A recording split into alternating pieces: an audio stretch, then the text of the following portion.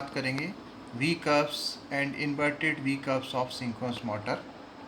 पिछले वीडियो में हमने बताया था कि एक्साइटेशन यानी कि डीसी फील्ड करंट का पावर फैक्टर पर क्या प्रभाव पड़ता है।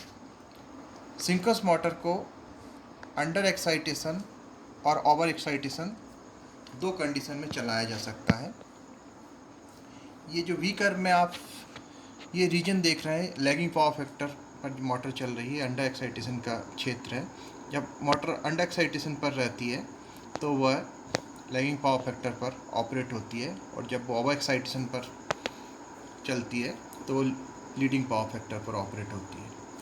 तो वी कर्व ड्रॉ करने से पहले सबसे पहले हम समझेंगे कि हमने जो बाय एक्सिस पर यहाँ पर आर्मेचर करंट लिया है और एक्स एक्सिस पर डीसी फील्ड करंट IF लिया है, और इन दोनों के मध्य जो कर्व खींचे जाएंगे वो वी कर्व्स कहलाते हैं।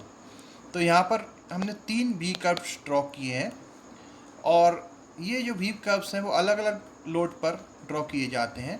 यहाँ पर जो सबसे निचला जो वी कर्व दिखाई दे रहा है वो नो लोड पर ड्रॉ किया गया है। उसके बाद एक और दूसरा कर्व हाफ लोड पर ड्रॉ किया गया है, और इसके बाद जो ऊपर का जो वी कर्व है वो फुल लोड पर ड्रॉ किया गया है। जब भी हम कोई वी कर्व ड्रॉ करते हैं तो उसके लिए लोड कांस्टेंट रख देते हैं। यदि हम नो लोड पर ड्रॉ करना चाहते हैं तो नो लोड पर ही सारे रीडिंग्स लेंगे।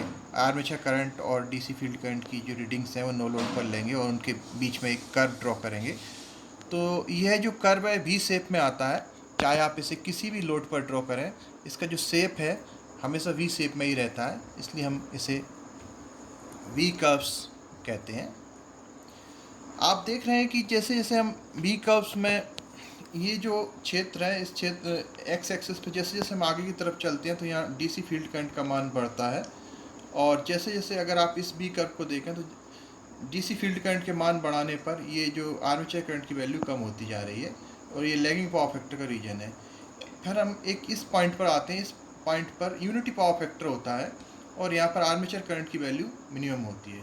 इसी प्रकार से हाफ लोड के लिए पॉइंट इस प्रकार से शिफ्ट हो गया है, यहाँ यूनिटी पावर फैक्टर आता है और उसके बाद लीडिंग पावर फैक्टर का एरिया शुरू हो जाता है।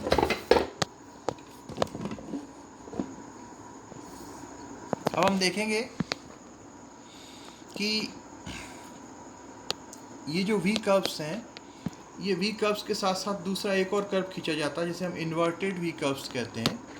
तो आप यहाँ पर देखेंगे कि ये जो लैगिंग पावर फैक्टर का एरिया है, तो लैगिंग पावर फैक्टर के एरिया में धीरे धीरे पावर फैक्टर की वैल्यू बढ़ती जाती है और एक हाईएस्ट पॉइंट आता है, ये इसको बोलते हैं यूनिटी पावर फैक्टर। ये जो पॉइंट दिख रहा है ये यूनिटी पावर फैक्टर का पॉइंट है, unity power factor.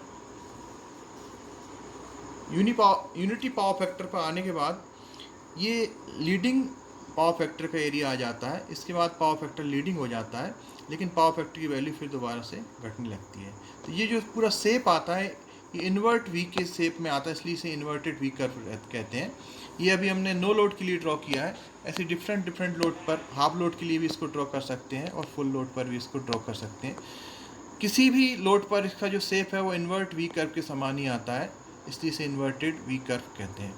We curve हमारे लिए बहुत ही महत्वपूर्ण है, और इसमें आपको ध्यान देने वाली बात यह है कि जब मोटर लैगिंग पावर फैक्टर पर ऑपरेट होती है तो वह अंडर एक्साइटेशन पर होती है, और जब उसको ओवर एक्साइटेशन पर लाया जाता है तो सबसे पहले उसका यूनिटी पावर फैक्टर होता है, और यूनिटी पावर फैक्टर के बाद वो लीडिंग पावर फैक्टर पर ऑपरेट होने लगती है।